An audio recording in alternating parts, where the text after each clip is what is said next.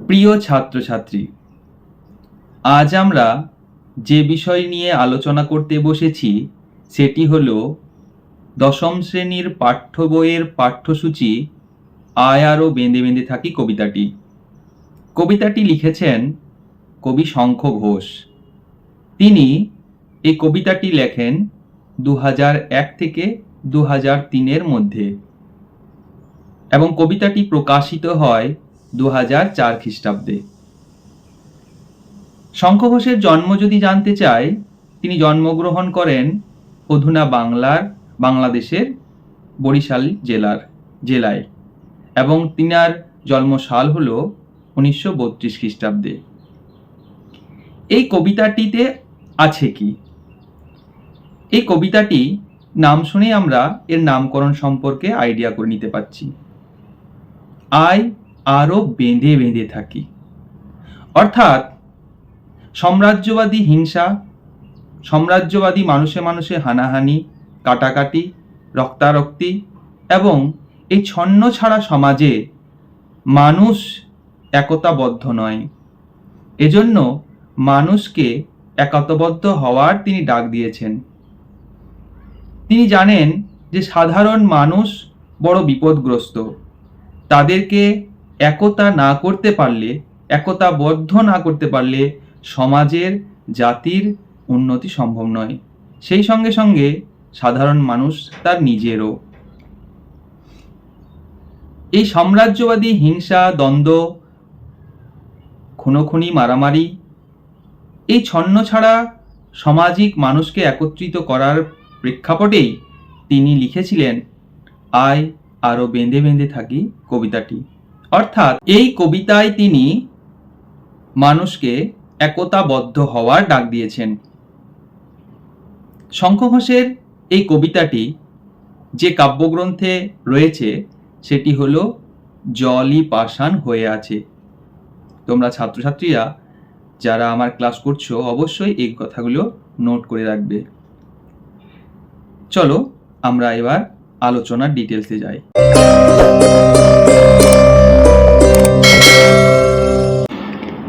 আমাদের ডান পাশে ধস, আমাদের বাঁয়ে গিরিখাদ, আমাদের মাথায় বোমারু, পায়ে পায়ে হিমানির বান।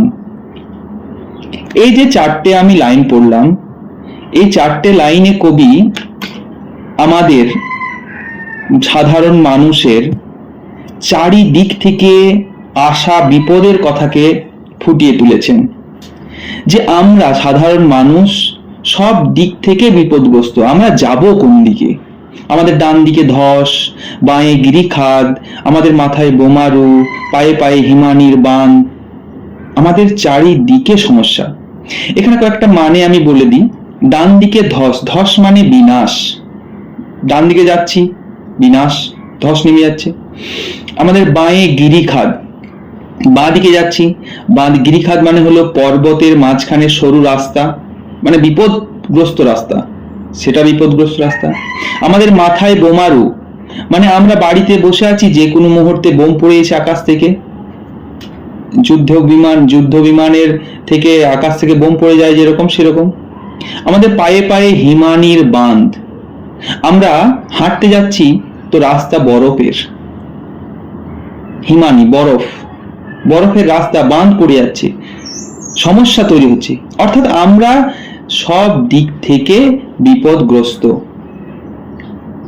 এই চারটে যে লাইন, এই চারটে লাইনের যদি আমি ব্যঞ্জনা করি, যদি আমি ব্যঞ্জনা বের করি, তো এরকম বলা যেতেই পারে যে আমরা দ্বিতীয় বিশ্বযুদ্ধের সময়, দ্বিতীয় বিশ্বযুদ্ধের প্রাক্কালে, দ্বিতীয় বিশ্বযুদ্ধের কিছু সময় পরও, স্বাধীনতার কিছুদিন আগে পর্যন্ত আমরাও সাধারণ মানুষও এরকম চারিদিক থেকে বিপদগ্রস্ত ছিলাম। ডান দিকে ধস যদি ভাবি, ডান দিকে ধস অর্থাৎ আমরা ডান দিকে গেলে ব্রিটিশ এর অত্যাচার, ইংরেজদের অত্যাচার। বাঁ দিকে যদি ভাবি জমিদারদের অত্যাচার। মাথার উপর বোমারু, আমরা দ্বিতীয় বিশ্বযুদ্ধের সময় England, France, Russia, German, Japan, Italy যে ত্রিশক্তি আতাত এবং ত্রিশক্তি মৈত্রী হয়েছিল, আমরা ইংরেজদেরকে ইচ্ছা না থাকলেও সাপোর্ট করেছিলাম। সেই মুহূর্তে বিভিন্ন সময়ে আকাশে অনেক যুদ্ধ বিমান বেরোতো, যেগুলো থেকে হট করে যদি কোনো জায়গায় লাইট জ্বলছে, একটা শহর মনে হতো, তো সেখানে আকাশ থেকে বোম পড়ে যেত। অর্থাৎ মাথার ওপর থেকেও বিপদ আসতে পারে। অর্থাৎ দ্বিতীয় বিশ্বযুদ্ধের সময় গোটা পৃথিবী সমস্যায় জর্জরিত, আমরাও সমস্যার সম্মুখীন। পায়ে পায়ে হিমানির বান, পায়ে পায়ে মানে ঘরে ঘরে যদি ভাবি, ঘরে ঘরে বিভিন্ন পেয়াদা খাজনা চাইতে বর্গীদের হামলা ইত্যাদি, অর্থাৎ ইংরেজদের অত্যাচার, জমিদারদের অত্যাচার, গোটা দ্বিতীয় বিশ্বযুদ্ধের সময়ে তার একটা ছায়া আমাদের উপর পড়েছে।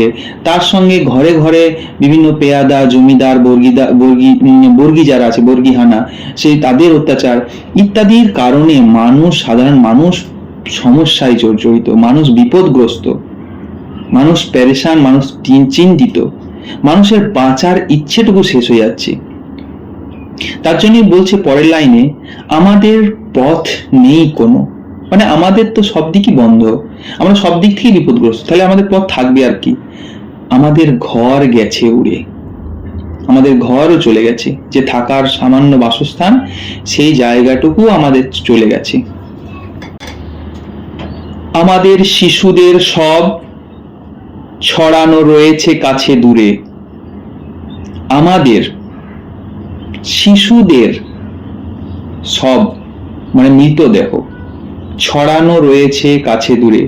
সাম্রাজ্যবাদী হিংসা, সাম্রাজ্যবাদী লালসা এমন ভাবে মানুষকে গ্রাস করে নিয়েছে যে এই ভয়ঙ্করতা বাড়ির শিশুকে পর্যন্ত ছাড়েনি। আর যে ভয়ঙ্করতা আমরা আগেও আয়ারও যে অসুখী একজন কবিতাটি পড়েছি, সেই কবিতাতেও আলোচনা করেছি। যদি তোমরা এই আলোচনা না শুনে থাকো তো অবশ্যই আমার আগের ভিডিওটা দেখে নেবে। সেখানেও বলেছি যে যুদ্ধের কিছু নিয়ম আছে, যেখানে শিশুদেরকে হত্যা করা যায় না, বৃদ্ধদেরকে হত্যা করা যায় না, তোমার মেয়েদেরকে হাত দেওয়া যায় না, মেয়েদেরকে হত্যা করা যায় না, নারীদেরকে যারা যুদ্ধ করতে আসেনি তাদেরকে কোনো ছেলে কেউ বা ছেলে সৈনিক বা ছেলে দিয়ে হত্যা করা যাবে না, এই সমস্ত কিছু নিয়ম আছে। তো যেখানে শিশুদের সব ছড়ানো রয়েছে, সেখানে তো পরের লাইনটা আসতেই হয়। তাহলে সংশয় কি, আমরাও তবে এইভাবে এই মুহূর্তে মরে যাব নাকি? কবির প্রশ্ন, যে যুদ্ধে, যে হিংসায়, যে সাম্রাজ্যবাদী খুনোখুনিতে বাড়ির শিশুরা মারা গেছে, তাহলে আমরাও কি মরে যাব? এটা কবির প্রশ্ন। আমাদের পথ নেই, আমাদের আর কোনো রাস্তা নেই, সব রাস্তা বন্ধ, চারিদিক বন্ধ, শিশুরা মৃত্যু বরণ করেছে, তাহলে আমরাও মরে যাব? এই উত্তর তিনি বুঝে নিয়েছেন, আর বুঝে নিয়েছেন বলেই তিনি বলেছেন, আমাদের যেহেতু আর কোনো রাস্তা নেই, আর কোনো পথই নেই, তাহলে আমাদের একটা আশার আলো তিনি জাগিয়ে দিয়েছেন, এবং আশার আলো জাগিয়ে একটা পথের কথা তিনি বলেছেন। সেই পথটি হলো একটাই, কি? আরো বেঁধে বেঁধে থাকি, মজবুতের সাথে থাকি, একতাবদ্ধ হয়ে থাকি। আমরা পাড়া প্রতিবেশী যারা আছি, তারা ছন্নছাড়া হয়ে যদি থাকি, তো আমরা আর আমাদের মতের কোনো পার্থক্য করব না, আমরা হিন্দু মুসলমান বলে আলাদা হয়ে থাকবো না। আমরা থাকবো কি? আমরা আরো শক্ত হয়ে মজবুতির সাথে কাঁধে কাঁধ মিলিয়ে এক হয়ে থাকবো। এই বেঁধে বেঁধে থাকা মানে এখানে দড়িতে বাঁধা নয়, আসলে এই বেঁধে বেঁধে থাকা মানে হলো মনের সঙ্গে মনের মিল নিয়ে এক হয়ে থাকা। আমাদের ইতিহাস নেই। কবি বলছেন, আমরা সাধারণ মানুষ, আমাদের কোনো ইতিহাসই নেই, অর্থাৎ আমাদের ইতিহাস লেখাই হয় না। ইতিহাস কাদের লেখা হয়? যারা রাজা মহারাজা, যারা দেশের মন্ত্রী প্রধানমন্ত্রী, তাদের ইতিহাস লেখা হয়। আমাদের ইতিহাস, সাধারণ মানুষের ইতিহাস, কোনো ইতিহাসই লেখা হয় না। অথবা এমনই ইতিহাস আমাদের চোখ মুখ ঢাকা, আমরা ভিখারি 12 মাস। বা আমাদের ইতিহাসটা বা আমাদের সাধারণ মানুষের ইতিহাস যেটা লেখা হয়, সেটাতে লেখা হয় যে এই সাধারণ মানুষ সারা জীবন রাজা প্রজাদের কাছে, জমিদারদের কাছে হাত পেতে, চোখ বন্ধ করে হাত পেতে ভিখারি বা ভিক্ষা করতে এরা প্রস্তুত।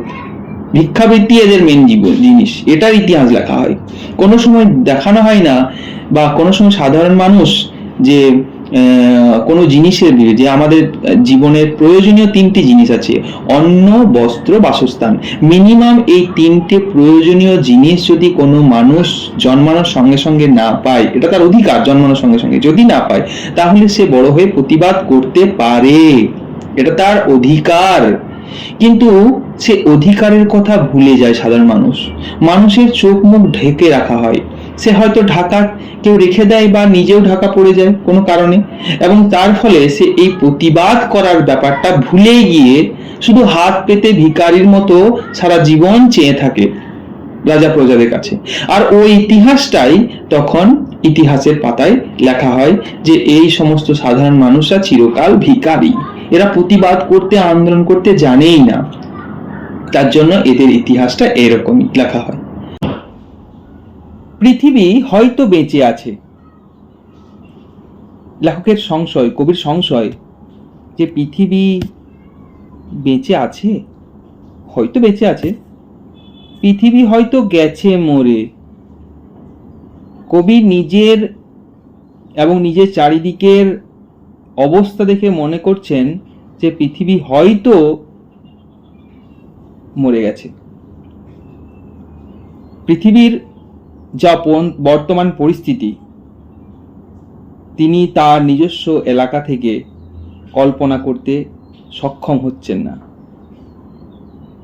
তিনি ভাবছেন যে বর্তমান সময়ের যা অবস্থা, যা সাম্রাজ্যবাদী হানাহানি, যুদ্ধ, রক্তক্ষয়ী সংগ্রাম, তাতে পৃথিবী কি আদৌ বেঁচে আছে? আর আমাদের যা অবস্থা তাতে মনে হচ্ছে যে পৃথিবী মরে গেছে বলে আমাদের এতটা করুণ অবস্থা। আমাদের কথা কে বা জানে? আমরা নিতান্ত গোটা পৃথিবীর সামান্য মানচিত্রের কোনো একটা জায়গার ছোট্ট বাসিন্দার কয়েকজন মানুষ। এই পৃথিবীর মানুষ আমাদের কথা কেউ কি খোঁজ রাখে? কেউ কি জানে আমাদের কথা? আমাদের বর্তমান পরিস্থিতির কথা কেউ জানে? আমরা ফিরেছি দৌড়ে দৌড়ে, আমরা বাড়িতে বাড়িতে নিজেদের অবস্থার কথা জানান দেওয়ার জন্য গেছি। কিছুই কোথাও যদি নেই, তবু তো কজন আছি বাকি। লেখক কবি এই কঠিন পরিস্থিতিতে আশার আলো জাগিয়েছেন শেষ 2-1 লাইনে। যে সাম্রাজ্যবাদী হিংসা, রক্তক্ষয়ী সংগ্রাম সব শেষ হয়ে যাচ্ছে, পৃথিবী আদতে বেঁচে আছে কি না সে নিয়েও সংশয়, শিশুরা মারা গেছে, সব চলে গেছে। যেহেতু আমরা চিন্তা করতে পারছি সুতরাং আমরা অস্তিত্বশীল, আমরা চিন্তা করি সুতরাং আমরা অস্তিত্বশীল দার্শনিকদের ভাষায়। সুতরাং আমরা তাহলে নিশ্চয় এই পাড়াতে বা আমরা এই সমাজে কিছু মানুষ এখনো বেঁচে আছি। তাহলে এই বেঁচে থাকা এই সমাজের কিছু মানুষ বর্তমানে কি নিয়ে বাঁচবে? এদের বাঁচার মূল মন্ত্রটা কি? কবি লাস্টে বলেই দিয়েছেন। কি বলেছেন? আরো হাতে হাত রেখে আমরা পাড়া প্রতিবেশী, একটা বাড়ি অন্য বাড়ি, বা আমাদের দেশের মানুষ, হিন্দু মুসলমান বিভিন্ন রকম ভাবে বসবাস করি, খাপছাড়া বসবাস করি। আমরা বলি মিল আছে, হ্যাঁ আছে, কিন্তু এই মিল বা মিলনটা লেখক বলেছেন আরো গাঢ় করতে হবে, আরো দৃঢ় করতে হবে। তাই তিনি কি বলছেন যে আর ওই আছে এইরকম মানসিকতা নয়, থাকতে হবে কেমন? আরো হাতে হাত রেখে আরো বেঁধে বেঁধে থাকি, আমরা একজোটবদ্ধভাবে থাকি। কারণ আমরা একটা গল্প শুনেছিলাম যে কোনো এক বাবা তার 3 ছেলেকে একটা একটা করে লাঠি আনতে বলল, 3টেকে একসঙ্গে যখন বাইন্ডিং করে ভাঙতে বলল 3-4টেকে, তখন তারা ভাঙতে পারলো না। কিন্তু যখন তাদেরকে আলাদা আলাদা করে দিল তখন তারা ভেঙে দিল অনায়াসেই।